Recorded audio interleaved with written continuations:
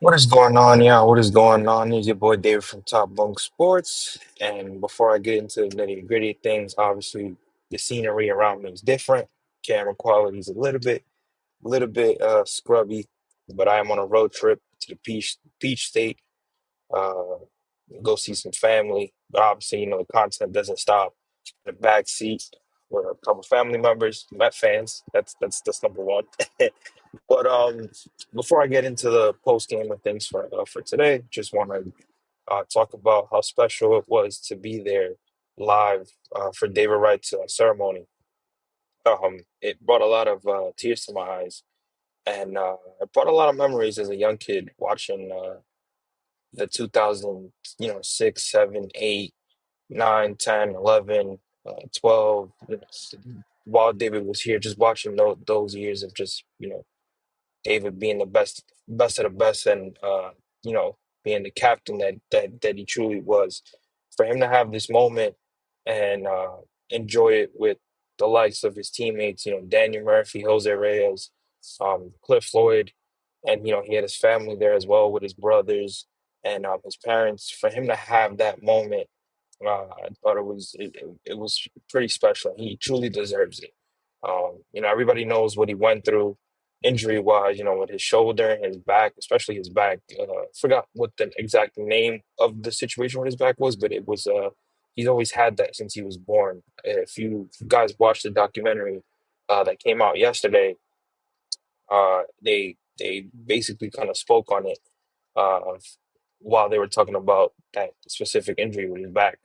But he was never the same after that, and it is unfortunate because who knows if he would have never developed that issue, how long he could have been playing.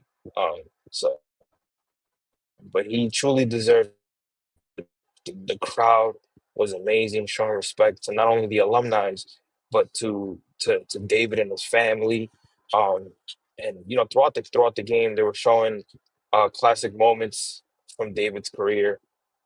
And it was just a beautiful ceremony. And I took a picture of his Hall of Fame plaque.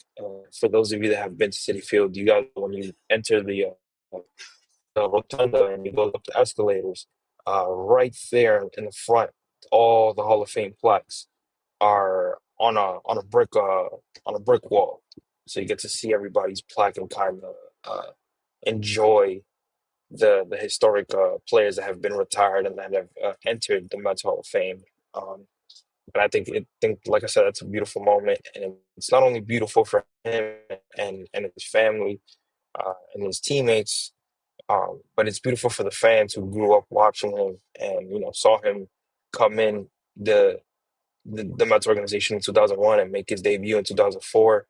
And you saw kind of, if you guys noticed too, when he had his press conference, Jose Reyes was kind of getting a little bit emotional because David Wright was kind of explaining his love and admiration for Jose, um, and that was really special because those two, like I said, made my childhood. So respect to David Wright. I hope he enjoyed the day. Bad part is that the Mets couldn't grab the win. And as I get into the situation with the Mets, it, I do want to say shout out to Steve Cohen and Alex Cohen for putting that ceremony together. But like I said, it is unfortunate that the New York Mets continue to play really bad baseball and could not come up with a victory on David Wright's special day. Um, I mean, let's get straight into it.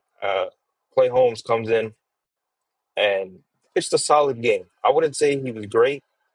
Obviously, he gave up 4 to 5 runs. Um, the I would say, in terms of his command, it was solid. But everything else, he looked like he wasn't on his game, and he kept the Mets close.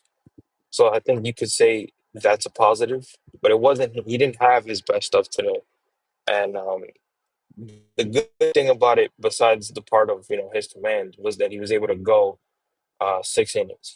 He left um, which is when Carlos Mendoza took him out. So you have that.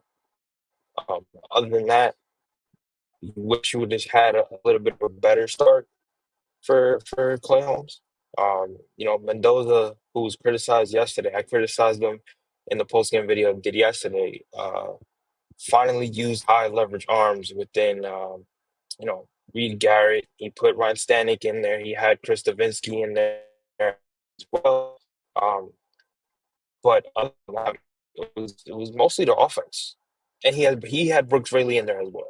I should say that Brooks Raley making his first appearance since coming back from surgery, um, which he looked fine. He looked really good. So that's a plus in terms of the bullpen and the amount of depth that we need to help this bullpen out. But today for me, it was all about the offense, and I'm gonna go back to the tweet right here that I have that I posted about an hour when I did my usual post-game tweet. I'm just go to my profile right here, and I'll put it up on the jumbotron for you guys to see. Here you go. Post it up. Let me see 1 second.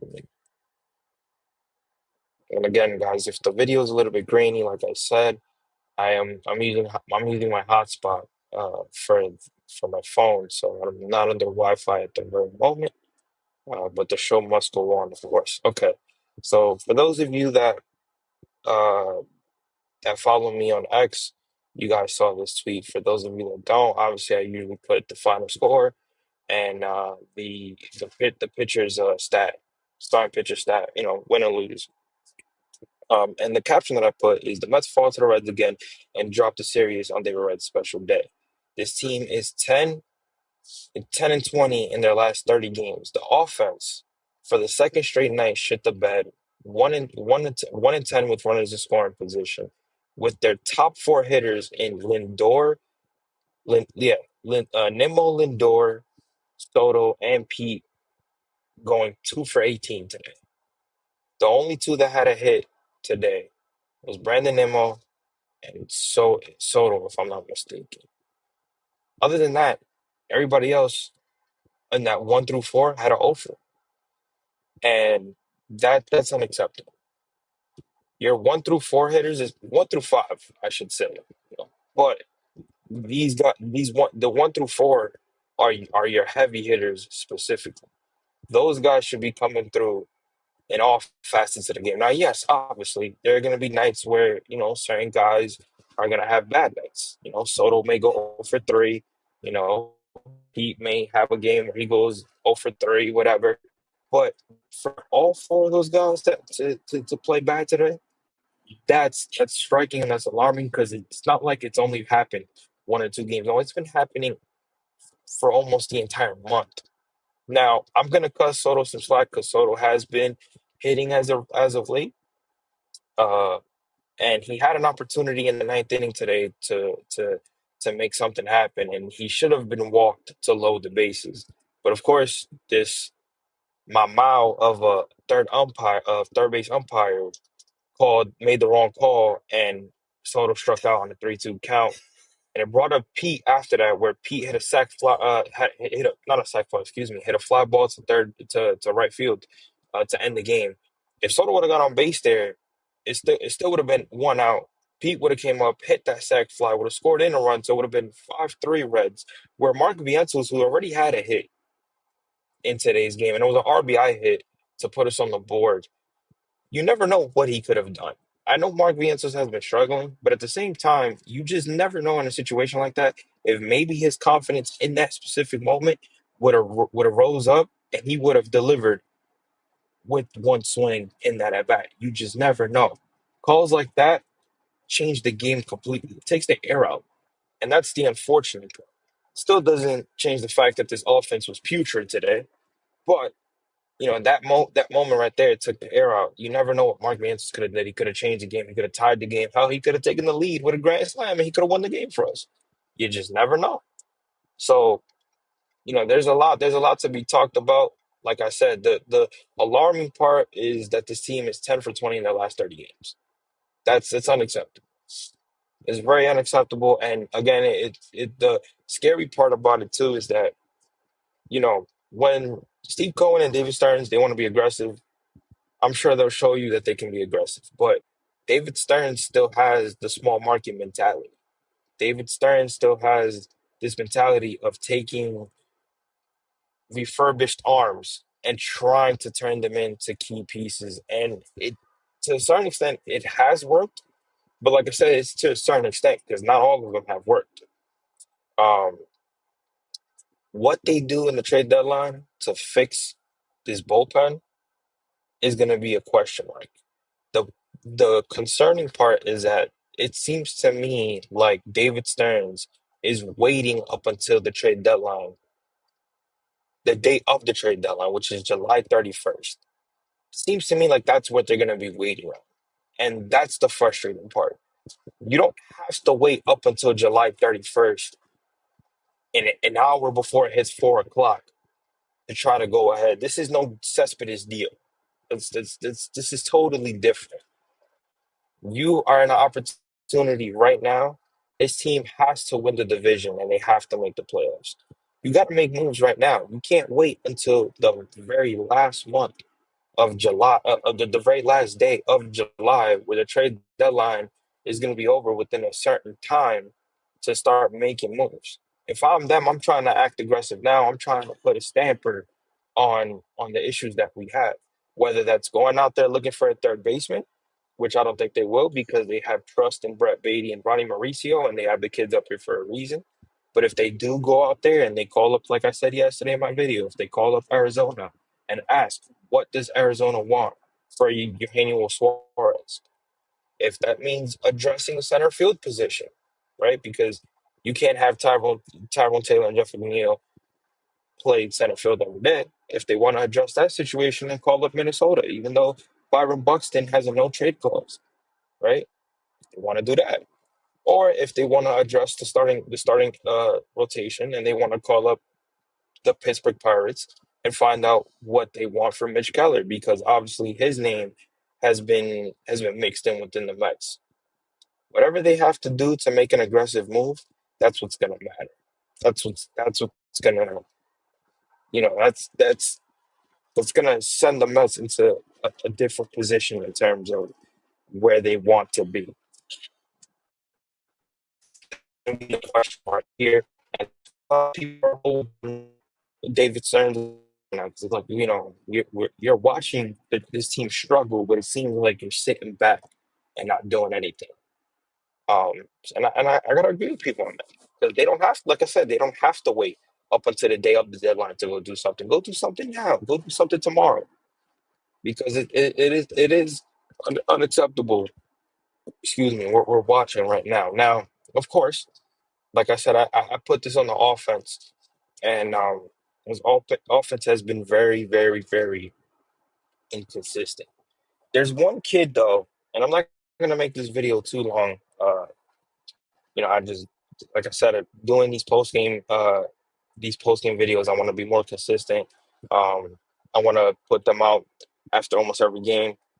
Sometimes you won't see a video, sometimes you will, just depending on the day and what I'm doing. But I do want to talk about one kid in particular that's been up here, and I think because we hold him to high expectations and to a high standard because of what he brings to the table, it might be something that it may not look uh, as good as we make it look, if that makes sense. And that kid that I'm talking about is Ronnie Mauricio. Ronnie Mauricio right now, defensively, yeah, he had a mishap today defensively. Get it. Overall, he's been good at third base. The problem with Ronnie Mauricio is his plate discipline and his approach at the plate. It's disgusting. And at some point, I've you guys have heard me say this on the Seven Express podcast with my guys Amish Chris and AP. There's a lot of people on Mets Twitter that are holding Carlos Mendoza accountable for just not Ronnie's play discipline and his approach, but a lot of the guys in this lineup. If we're gonna hold Carlos Mendoza responsible for that, can we please hold our hitting coaches accountable for that as well? I'm talking about Eric Chavez and Jeremy Barnes. what in the world are these guys telling these players? And again, they're professional hitters. So at some point, as a professional hitter, I gotta talk with them myself and figure out within myself what am I doing wrong, right? But you're also a hitting coach for a reason. You're watching certain things that's good and that's not good. So and on top of that, which a lot of old-fashioned fans don't like this, but they have iPads in the dugout to see what they're doing wrong. If you're gonna use that to your advantage, I need you to sit with these guys and have conversation with these guys on what they're doing wrong within their approach. Or just sit them down and ask them questions. Because it's looking off. And the reason why I started that off with Ronnie is because Ronnie is considered by most people untouchable because of his power, because of the way that he hits overall, his defense, his speed that he brings. So if we're gonna be playing him most of the time, and he's gonna be swinging like that, and his mindset at the plate is gonna be like that, then they need to have a conversation and they need to help this kid out. What I saw today, it was bad. It was disgusting. There was a point in the game today where we have runners on, 2 outs, and he comes up to the plate. And the first thing that he does after the Mets finally found some type of momentum to have runners on, the first thing that he does with 2 outs, swings at the first pitch. I understand that if he found a ball down the plate and he wanted to take a hack at it, I get that. Cool. You know what I'm saying? Everybody's prepared for a fastball, but at people also gotta understand that you haven't had any consistent. Take your time, settle in, watch a couple watch maybe one or two pitches and see if you can get another one. You just start first pitch 'cause most of the time swinging first pitch, it's not gonna go your way. It's not, and it's happened with this organization a lot throughout the years where they just swing first pitch and it never goes well. It never goes well. So I need to I within the approaches of these at bats, man, they gotta be better. And we're so much better within as hitters to start swinging like that and not being able to take walks and have better approaches at the plate. It's disgusting. And like I said, I don't want to ramble too much, but you know, there's just one conversation that I just wanted to have because a lot of people are like, "Oh, it's on Mendy. It's on Mendy." Of course, yes, he's gonna take the hit. He is the manager. I do put blame on him with that because he can be doing the same thing. But it's not just him. If we're talking about the offense and we're gonna hold him accountable, let's hold our hitting coaches here. Because I'm gonna be honest with you, why are they here? Why are they here? The funny thing too, and I'll end this conversation by saying this: I've for those of you that have watched this on the Southern Express podcast, I've been calling for Eric Chavez and Jeremy Barnes' job since the middle of May. There's a kid right now in AAA that is hitting bombs. We all know who he is. He's Francisco Alvarez. Francisco Alvarez, since they sent him down, has already hit 10 home runs. And he's been hitting them crazy. The funny thing is, they switched him back to his old batting stance. And ever since he went back to his old batting stance, he's been hitting the ball beautifully. Now, I don't know if Eric Chavez and Jeremy Barnes told him something about his approach, messed him up, but obviously something that they told him up here wasn't working. And the hitting coach down there helped him and told him to get back to his old ways, and it's been working for him ever since. Eventually, the Mets are going to see that and they're going to call him back up because right now, Hayden Senger's not doing anything, and Luis Torrens is really not doing anything every day as an everyday catcher for us right now. But this game today was mostly on the offense. It's sad that again we had to play like that under under the circumstances of celebrating David Wright. I wish we would have came out with a win for him, but we couldn't. And again, a lot of it speaks to the situation of just inconsistencies. And I'm talking about inconsistencies from the rotation, from the bullpen, from the offense. This team has to figure it out. because now we're in the second half and we're in the nitty-gritty part of the season. It's only going to get harder. And again, I'm not saying that this team can't figure it out. I have a pretty good feeling that they're going to figure it out. But they got to do it now. Can't wait till August to figure that out. Cannot. But I'm gonna end it here, guys. Just a small little video, kind of recapping the game. Like I said, the Mets got to figure it out on both ends. Mendy pushed the right buttons today in terms of the offense. He learned from his mistake yesterday. It still doesn't, I'm not gonna give him a pass on that. You got to learn from that, which he did today. He got to keep doing it more because he's made a ton of those mistakes throughout the season so far. But today was on the offense, man. Multiple chances with runners in scoring position to get the job done where you're only down three. This wasn't a blowout. You're only down three. You had an opportunity to go out there and really turn this game around and win this game, and you couldn't. Now the guys have to come in tomorrow, early game, David Wright bobblehead, and try to avoid the sweep against a team that on paper we're better than. With that being said, guys, like I said, I'll catch you guys on the next video. Short video, just recapping the game. Make sure you guys like, follow, share, and subscribe to the Top Bunk Sports YouTube channel. Make sure you guys follow me on X, TikTok, and Instagram. And I will catch you guys in the next video. Peace.